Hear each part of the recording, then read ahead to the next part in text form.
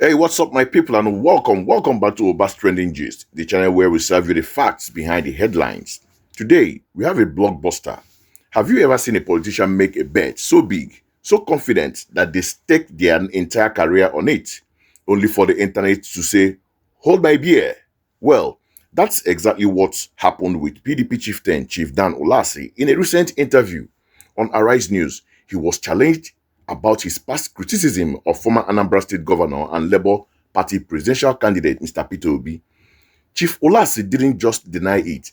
He threw down the ultimate gauntlet, daring anyone to bring evidence and promised to resign from politics if they did.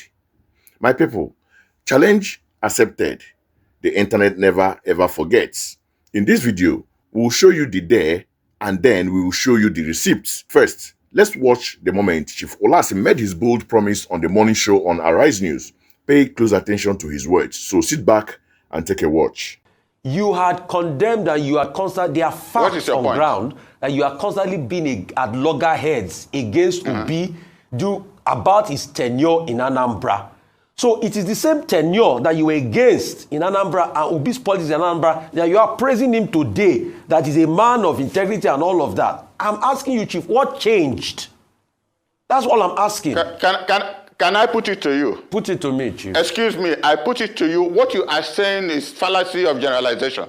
I have never condemned Peter Obi's governorship in Anambra State. Okay, Chief, if you present that fact, I will resign today from political process in this country. No, excuse me, Dr. Ruben. No, he cannot put into my mouth what I did not say.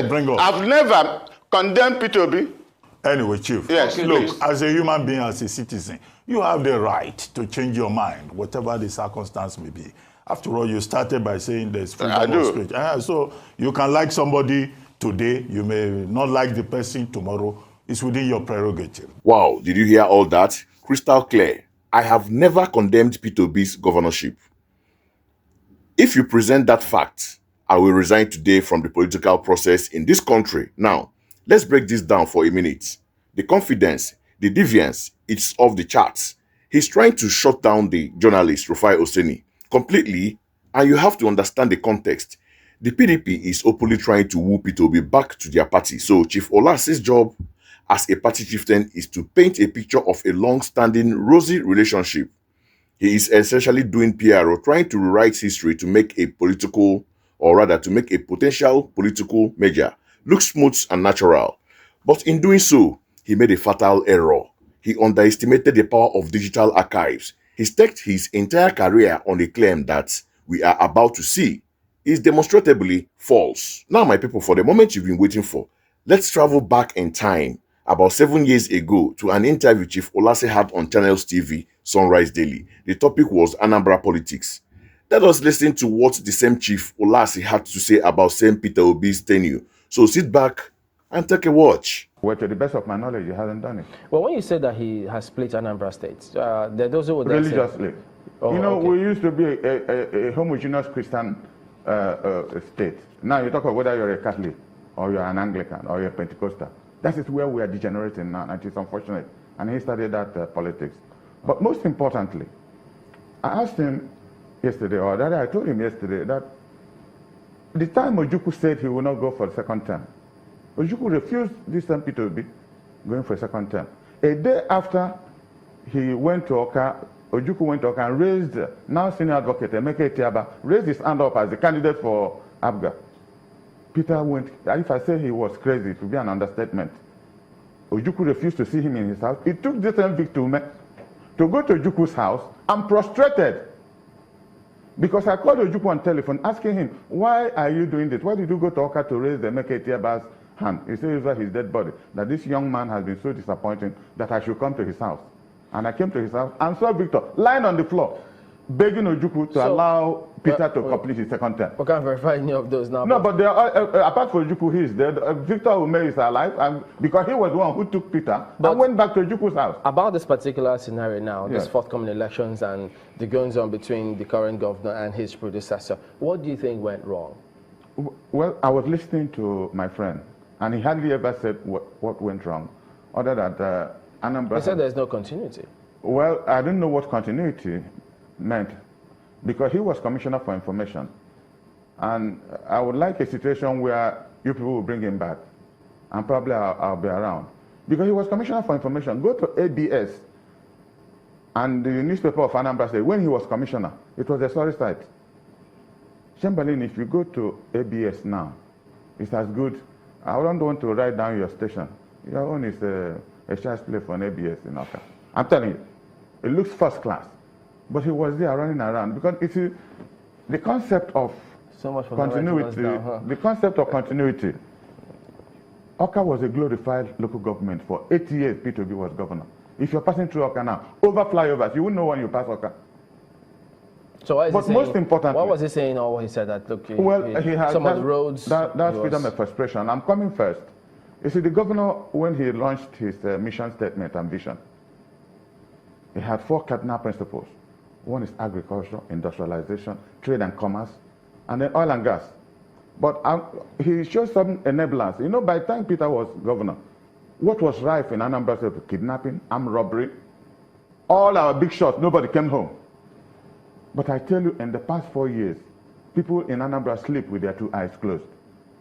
Security has become, you're a journalist, you should know, because you write about this, everything that, until recently when some warlords came in from South Africa and got themselves messed up. What do you say to those who say that, well, a lot of this, what you've just said now, was made possible because the former governor, from what he said he left over 75 billion naira in the account. Well, so the governor there have been a dispute about the chronic, because at the end of the day, it was 9 billion that Peter Obi left. It's not true.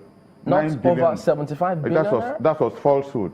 9 billion, and I would like you to invite officials of the present government and invite Peter to tell us how this 9 billion was left. Because the claim, and I saw him claiming that Peter Obi has no property anywhere in this country. This is the greatest fallacy of the 21st century. Peter owns a company called Next International. He's probably the biggest property owner in this country. I don't talk of the big shopping mall in Abuja. His younger brother controls everything he did. Is there anyone in Anambra? Oh yes, there's ShopRite he has at Onisha. Everything about ShopRite is Peter Obi. He annexed a land in my town through an offshore company, and he's building something there now. So my people, see it there. You can't just make this stuff up. He started that politics. He has split Anambra State religiously. This is not just a mild disagreement. It is a very serious accusation. He is directly condemning a key aspect of Peter Obi's legacy, accusing him of using religion to divide the people of Anambra. So, on one hand, I have never condemned Peter Obi's governorship, and on the other hand, we have a direct condemnation, accusing him of starting divisive religious politics in the state. The research shows that this 2027 interview happened right in the heat of the Anambra gubernatorial election cycle. Chief Ulasi, a PDP man, had every reason to discredit the legacy of ABGA, the party Peter Obi built and handed over to his successor. It was raw, competitive politics. So the question is no longer if he condemned Obi, but why he is denying it so forcefully now. My critical take, here is the real gist, the big picture. This is more than just a politician being caught in a lie. This is a perfect case study of politics of convenience that defines our political landscape. First, there are no permanent enemies in Nigerian politics, only permanent interests. In 2027, or rather in 2017, Chief Ulasi's interest was to ensure his party, the PDP, won in Anambra State. To do that, he had to attack Peter Obi's legacy. Fast forward to today, the PDP has lost its national appeal and is desperate for a revival. They see the massive political capital Peter Obi and the obedient movement command, and their interest has now shifted to bringing him back into the fold. So yesterday's villain must now be painted as today's hero. The condemnation of the past must be erased. Second, this shows a deep-seated contempt for the intelligence of Nigerian voters. There is an assumption that the public has a short memory and won't remember what was said years or even months ago. They forget that in this digital age, every interview, every statement is archived, and just a click away, they are still playing 1999 politics in 2025 world. Thirdly, Let's be clear, the accusation of playing religious politics is one of the most severe condemnation you can level against a leader in a state like Anambra. It's not a simple criticism of root construction, it's an attack on the leader's character and moral standing. For Chief Ulasi to now claim he never condemned Obi is not just a memory lapse, it's a staggering attempt to gaslight the entire nation. So the big question remains, now that the evidence has been presented, will Chief Dan Ulasi be a man of his word and resign from politics as he passionately promised on national television? Now, person we no politicians. Their stock in trade is lies. They lie like no man's business. So he don't talk, you don't even say himself. He will go and be laughing and say, don't mind those people. Now here they if now won't make me to retire. No. Now Nigerian politics will go die. That's the mindset of an average Nigerian politician. So I think we all know the answer to that. But the fact that he could make such a promise, knowing his own history, speaks volume about the state of integrity in our public discourse. So there you have it, my people. The dare, the receipt, and the breakdown. It's a clear lesson in how political alliances are forged on shifting sands and how easily the past is discarded for future ambition. But I want to hear from you. What do you think? Is this just politics as usual, or should Chief Ulasi be held accountable for his public vow? Let me know your thoughts, your unfiltered thoughts in the comment section below.